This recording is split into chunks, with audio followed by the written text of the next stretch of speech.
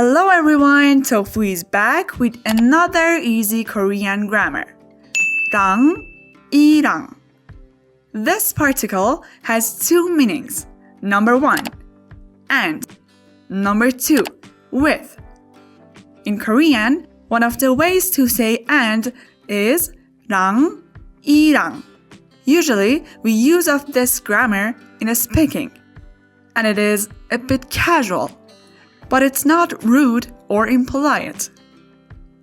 Okay, but how we can use of this?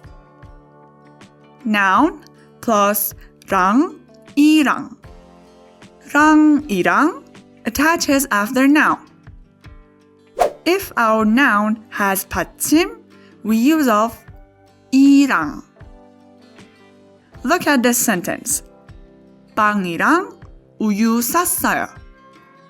I bought bread and milk. In this sentence, 빵 means bread, and it has 받침.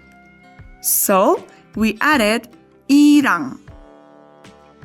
Now, if our noun has no 받침, we use of 랑. For example, 이거랑 저거 주세요. Give me this and that. In this one, 이거 means this, and it has no 받침. So, we added 랑. Okay guys, as I said, this grammar also means with. Let's see some examples.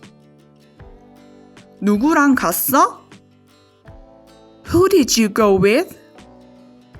In this case, 랑 means with.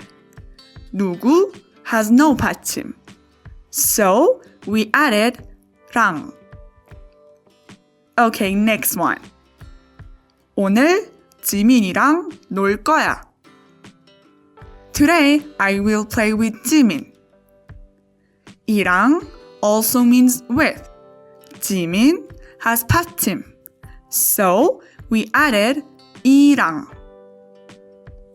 This was today's grammar. Thank you for watching.